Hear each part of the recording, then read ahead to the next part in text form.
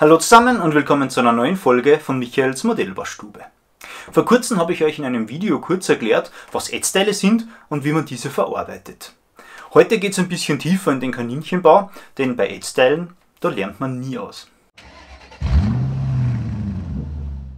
Warum Ätzteile so heißen und die Grundlage der Verarbeitung, das erfährt ihr in dem Video in der Infobox. Heute geht es einen Schritt weiter.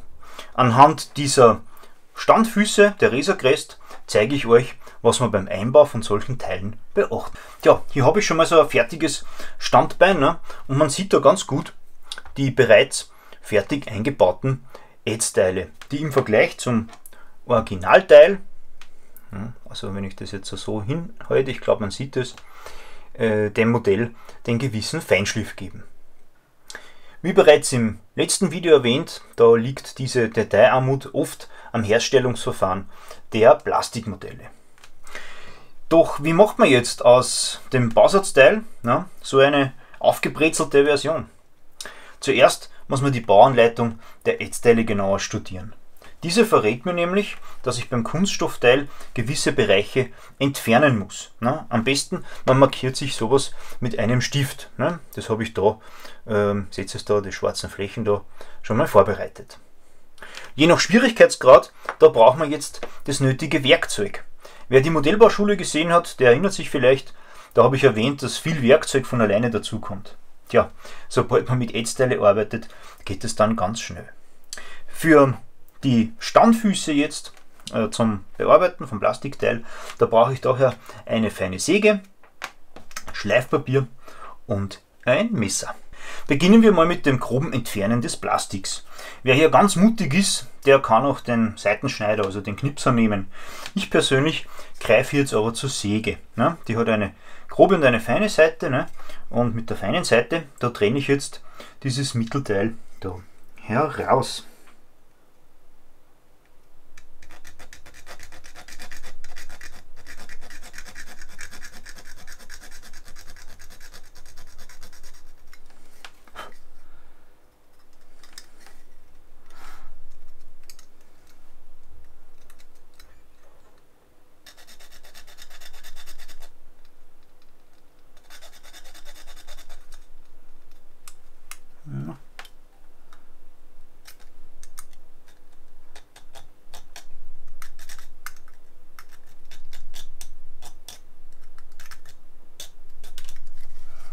So,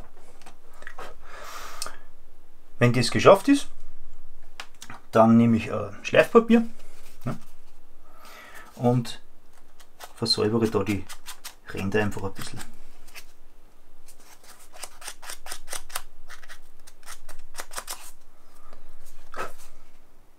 So, das zweite Teil, was es zu bearbeiten gibt, das ist das da. Das muss da abgeschliffen werden. Da reicht jetzt aber das Messer. Mit dem kann ich diese zu entfernenden Teile, das sind einfach da zwei so Plastikschienen in dem Sinn, einfach wegschaben.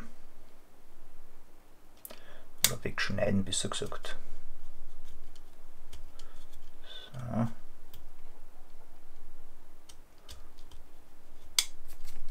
Einmal.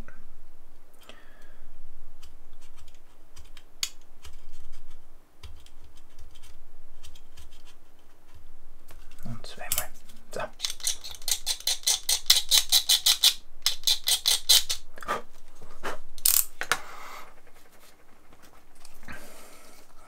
Auch da verschleife ich das anscheinend anschließend noch ein bisschen. So.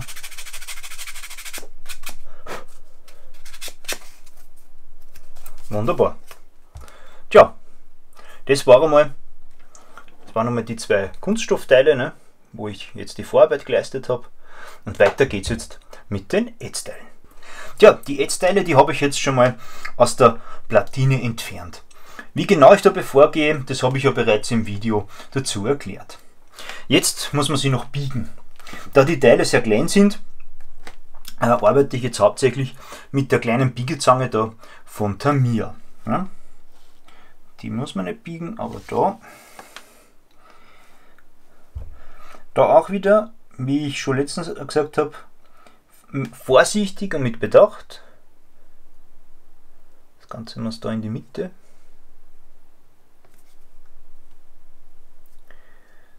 So.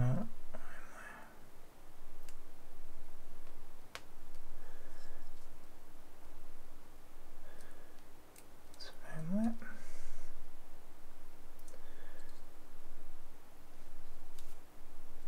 So.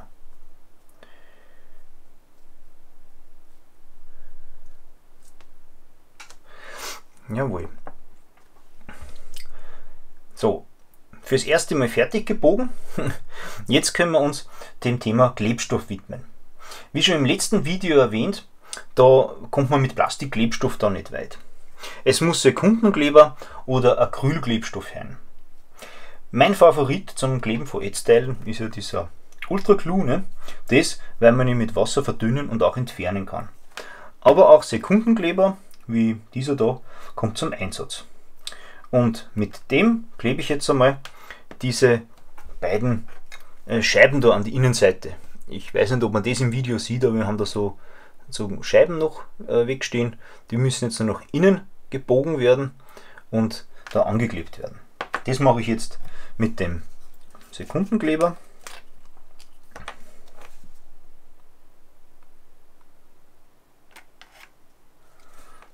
So.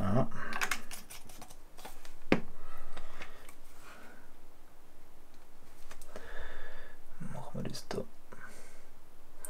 einmal, zweimal.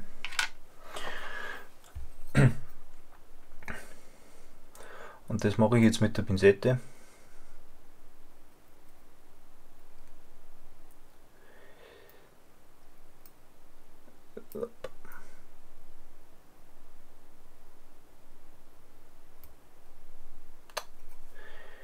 Ja, ja.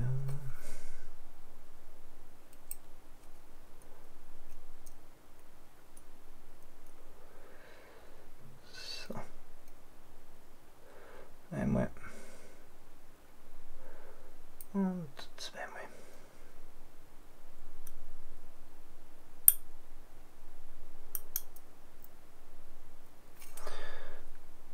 So. Die beiden Schienen, was ich da jetzt noch liegen habe, die müssen da jetzt noch links und rechts drauf. Die klebe ich aber mit dem Ultra Glue an. Dazu nehme ich auch wieder einen Zahnstocher, ne, und ein bisschen was aus dem Behälter. So. Und das verteile ich jetzt da auf der zu klebenden Fläche.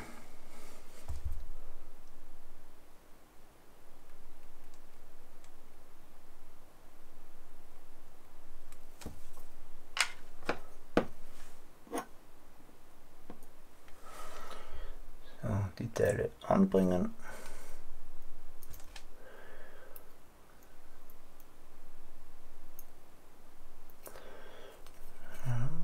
Mal ein bisschen ausrichten. So.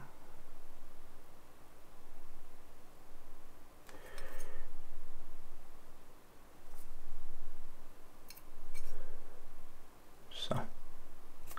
Und fertig. Ja. Das Ganze machen wir jetzt noch auf der anderen Seite.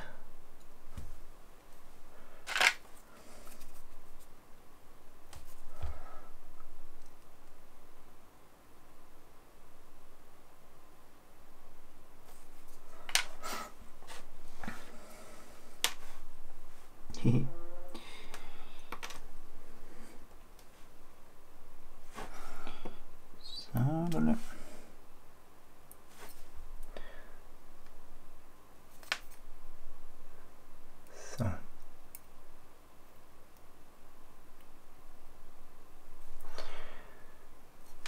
So, sollte jetzt was von dem Klebstoff, also von diesem Ultra Glue, da übergequollen sein, dann ist das kein Problem.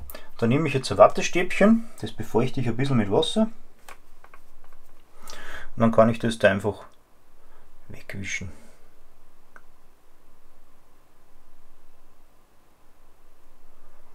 So.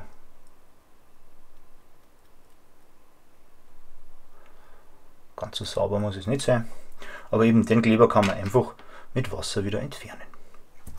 So, arbeitet ihr jetzt hingegen mit Sekundenkleber, da geht es natürlich nicht mit dem Wasser, ne? Dann empfehle ich euch einen, der ein bisschen langsam aushärtet, ne? Wie diesen da von Ammo, den ich ja vorher schon benutzt habe. Falls hier was daneben gehen sollte, zudem gibt es auch noch einen Entferner, den habe ich jetzt aber nicht da. Und wenn das zu lange geht, bis das der trocken ist, der kann auch noch diesen Beschleuniger da nutzen. Vorsicht, das Zeug riecht etwas übel und man sollte nicht zu viel davon auftragen. Nachdem der Klebstoff am Ätzteil ausgehärtet ist, da kann es mit dem Kunststoffteil vereint werden.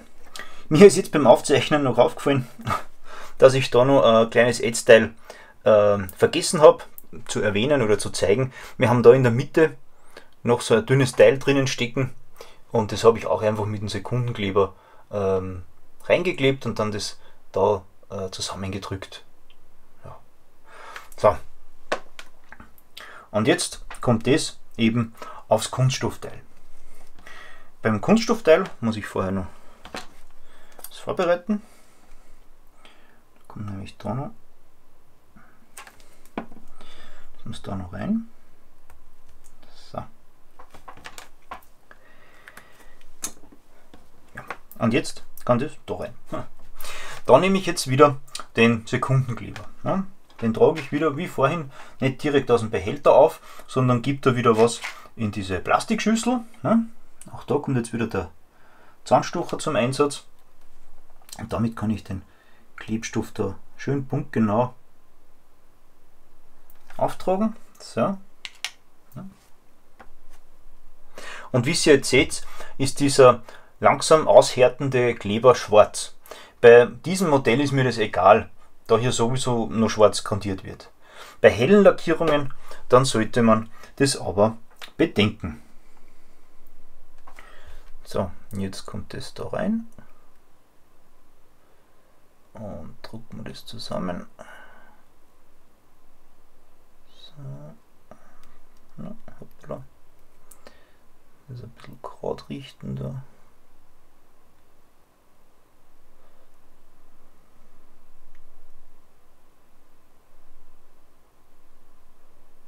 So. Wunderbar. Jetzt lasse ich auch das wieder vollständig aushärten und sobald dann alles fest ist, da kann ich es gemäß Bauanleitung dann verbauen. Ne? Eben kommt dann noch ja so dann da drauf. Tja, ich hoffe, ich habe euch mit diesem Video ein bisschen die Angst vor Ätzteilen nehmen können. Für weitere Fragen zum Thema, da könnt ihr gern einen Kommentar da lassen. Und in der nächsten Folge, da gibt es dann große Neuigkeiten, lasst euch da überraschen. Bis dahin wünsche ich euch eine gute Zeit und viel Spaß beim Modellbau. Euer Michael.